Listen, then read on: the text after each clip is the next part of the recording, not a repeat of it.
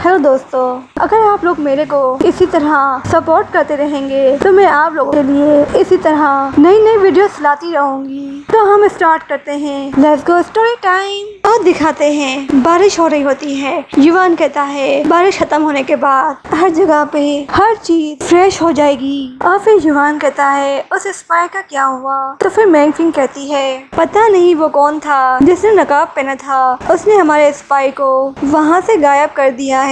पर वो जो भी था एक आदमी था, पता नहीं वो कौन था। और फिर पता लगता है शेंगिंग से मैसेज आया है और पता लगता है कि बादशाह की तबीयत खराब हो गई है। बादशाह की जगह पर सारे फैसले सियंग ले रहा है। तो फिर सियंग कहता है बादशाह हो या कोई और, हमें तो बदला लेना है। तो मास्टर आप क्या कहते हैं। तो फिर यासुन कहता है हमारी तलवार को शेंगिंग के खून की जरूरत है और बादशाह को इतनी आसानी मौत कहाँ से मिल सकती है, उसे तो मैं बड़ी मुश्किल मौत दूंगा। और फिर जोंग्यू कहती है हमें ऐसा नहीं करना चाहिए, अब से सियंग सब कुछ संभाल रहा है। और फिर शियंग कहता है तुम्हारा बहुत ही अच्छा रिलेशन है उन लोगों के साथ। तो फिर जोंग्यू कहती है तुम्हारा मतलब क्या है, तुम कहना क्या चाहते हो। और इन दोनों के बीच में तू मैं होती है।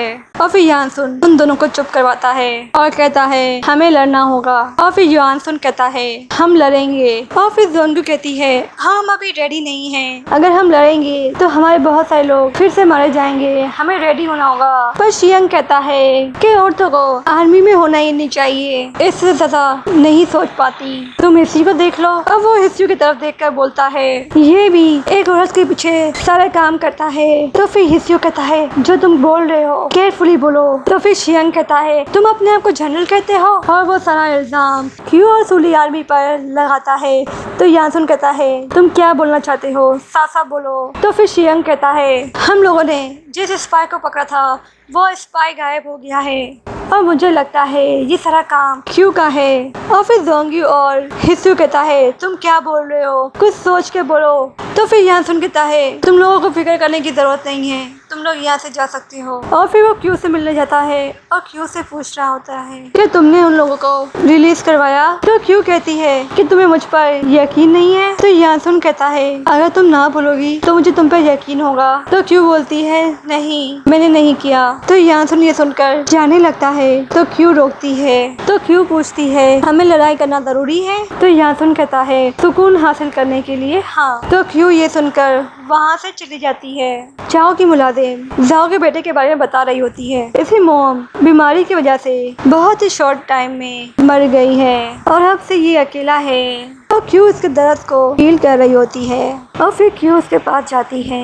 और फिर वो बच्चा बॉल के साथ खेल रहा होता है। और फिर चाओ उसके बॉल को पकड़ती है। तो बच्चा बोलता है आप कौन हैं। तो चाओ बोलती है मेरा नाम चाओ है। तो वो बच्चा बड़ी मासूमियत से कहता है क्या आप मेरे साथ खेलेंगी। तो चाओ बोलती है हाँ। चाओ के दिमाग में बहुत ही बड़ा प्लान पक रहा है। चाओ उसके साथ खेल रही होती है और उस बच्चे को अपने हाथ में कठपुतली की तरह बना लिया होता है। तो बादशाह का खास मुलाजिम आता है और कहता है बादशाह यान यांग को मिलने के लिए बुला रहे हैं मिस लू के प्लेस पर। ठीक है पहले इसके हम हाथ वॉश करवा दें फिर वो आपके साथ चलेगा।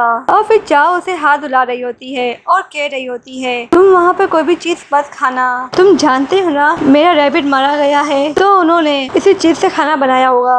और चाओ ने बच्चे को अपने काबू में कर लिया होता है और वो उसी की बात सुन रहा होता है और मानता है। मिस लू पूछती है बादशाह से कोई खास बात है, आपने मुझे खाना बनाने के लिए कहा था। तो बादशाह कहता है तुम्हारा कोई बच्चा नहीं है, मेरी हेल्थ हमेशा खराब रहती है, क्या तुम्हारे पास कोई प्लान है आगे का। और फिर बादशाह कहता है प्रिंस यंग अभी बहुत ही छोटा है और इसकी माँ मर गई है और मैं चाहता हूँ तुम उसकी जिम्मेदारी अपने हाथों में ले लो। तो मिस लू ये सुनकर बहुत ही खुश होती है। और जैसे ही प्रिंस आते हैं और वो बच्चा अपने पापा से पूछता है पापा आप ठीक है, कैसे हैं आप। तो बादशाह कहता है तुम्हें क्या लगता है मैं कैसा हूँ। तो बादशाह कहते हैं मैं बिल्कुल ठीक हूँ। तो मिस लू उस बच्चे को बोलती है तुम्हारे लिए सूप है, तुम इसे पियोगे। तो वो बच्चा सूप नहीं पीता और कहता है मुझे रैबिट नहीं खाना। तो मिस लू कहती है इसके अंदर कोई रैबिट नहीं है, ये तो सिर्फ सूप है। और वो बच्चा सूप फेंक देता है और रोने लगता है। और फिर मिस लू वहाँ से चली जाती है। और फिर युवान के पास सियंग का खत आया हुआ होता है और जिसमें लिखा हुआ होता है बादशाह को मुझ पर यकीन नहीं रहा है, उन्हें लगता है मैं इस बादशाह के लिए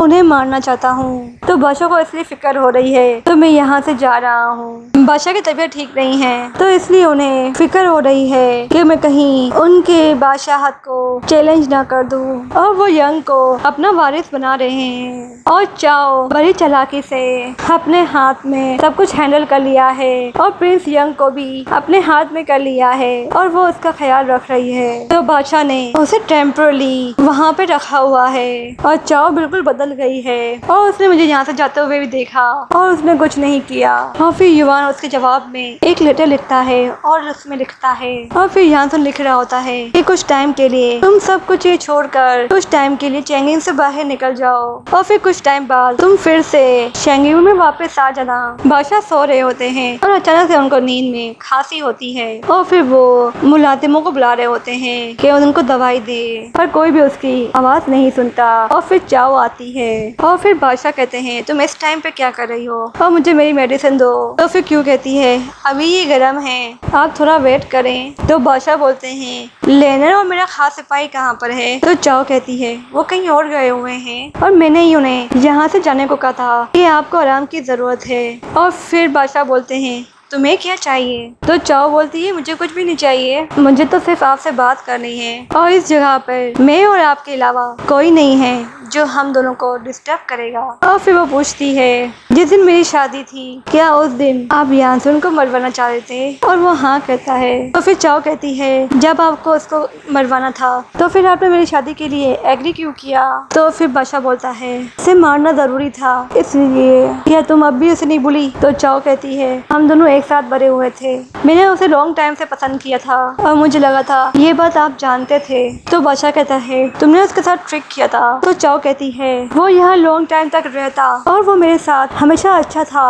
और आपने अपने भाई को धोखा दिया और उसे मरवा डाला, उसकी पूरी फैमिली को भी। और आप इसलिए ही यांसुन को भी मरवाना चाहते थे और आपने काफी बार कोशिश भी की थी जेल में उसे मारने की और आपको इस बात की सजा मिलनी चाहिए। तो बादशाह बोलता है तुम मुझसे किस तरह बात कर रही हो, क्या हुआ है तुम्हें। और फिर चाओ हंसती है और फिर चाओ कहती है आप अपने आप को फादर कहते हैं जो अपने बच्चों का बुरा चाहता हो। आपकी वजह से मेरी लाइफ डिस्ट्रॉय हो गई, आपने अपनी बादशाहत के लिए और आपकी वजह से मेरी माँ भी मारी गई और मेरी लाइफ तबाह और बर्बाद हो गई और सिर्फ आपकी वजह से। और जो भी मुझसे प्यार करते थे वो मुझे छोड़कर चले गए हैं और मेरा भाई भी यहाँ पर नहीं है।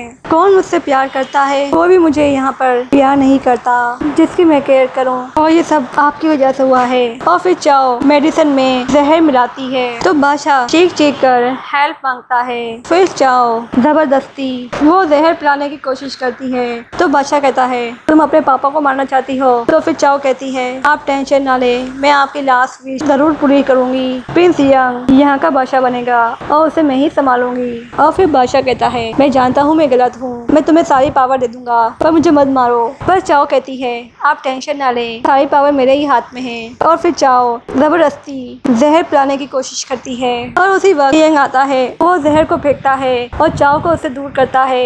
बादशाह उसे देखकर हेल्प मांगते हैं और फिर सियंग कहता है चाओ को तुम ऐसा कैसे कर सकती हो, ये हमारे पापा हैं, तुम ये कैसे कर सकती हो। तो चाओ कहती है काफी सारे लोग मारे गए। तो सियंग कहता है ये कोई और नहीं, ये हमारे फादर हैं। तो चाओ कहती है बाप ऐसे होते हैं। मेरी शादी वाले दिन यांसुन को मारने की कोशिश की और मेरी माँ को भी इसी की वजह से मारी गई और इन्होंने तुम्हें यहाँ से बाहर फेंकवा दिया। मैंने हमेशा इनके साथ अच्छा बिहेवियर रखा था पर इन्होंने मेरे साथ क्या किया। और फिर वो बादशाह को मारने लगती है तो सियंग उसे फिर से दूर फेंकता है और कहता है कुछ भी हो मैं इन्हें कुछ होने नहीं दूंगा। और फिर यूकी को पता लग जाता है सब कुछ, उन्हें महल से दूर कर दिया गया है और उसे कुछ टाइम बाद मार दिया जाएगा। तो यूकी उसे बचाने के लिए जाता है और फिर सियंग खत के जराए युवान को सब बता रहा होता है और कहता है अब बादशाह मुझ पर यकीन करने लगे हैं। और चाओ को कैम्फू टैबलेट में भेज दिया गया है बादशाह के हुक्म से और फिर चाओ को कुछ टाइम बाद मार दिया जाएगा और अब बादशाह मुझ पर यकीन करने लगे हैं और संतलत मुझे संभालने को दे दी है। तो खेलते खेलते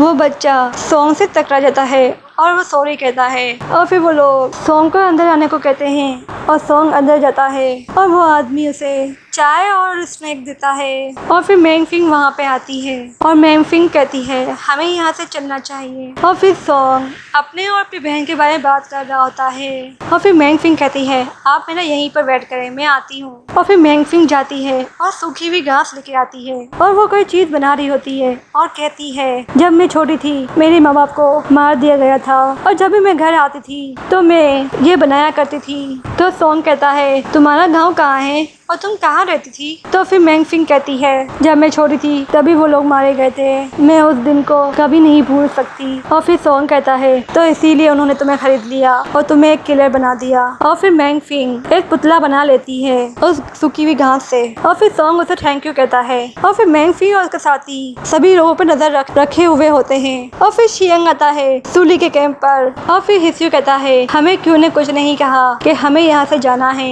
तो फिर शियंग कहता है ये बादशाह का ऑर्डर है। और फिर शियंग कहता है तुम्हें यहाँ से जाना होगा हांगशेंग सिटी को छोड़कर। और फिर शियंग थोड़ी बहुत बेइज्जती भी करता है और उसके सिपाही को थप्पड़ भी मारता है और उसके सिपाही को गुस्सा भी आता है कि वो उसे मार डाले, पर हिस्यू से रोकता है। तो फिर हिस्यू कहता है मैं लास्ट बार क्यू से मिलकर यहाँ से जाऊंगा। तो फिर शियंग कहता है इसकी जरूरत नहीं है, बादशाह चाहते हैं तुम जल्द से जल्द यहाँ से चले जाओ सूली माउंटेन पर और तुम्हारा यहाँ पर कोई भी नामो निशान ना हो।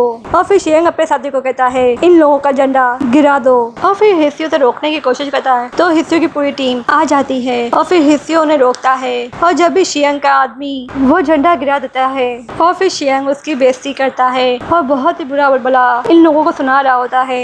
और हिस्यू ने झंडा गिर रहा होता है तो पकड़ लेता है और फिर शियंग भी पकड़ लेता है और फिर शियंग के मुंह में जो भी आता है वो हिस्यू को सुना रहा होता है। और यहीं पे हमारी स्टोरी खत्म होती है। नेक्स्ट एपिसोड में मिलेंगे, जब तक के लिए बाय।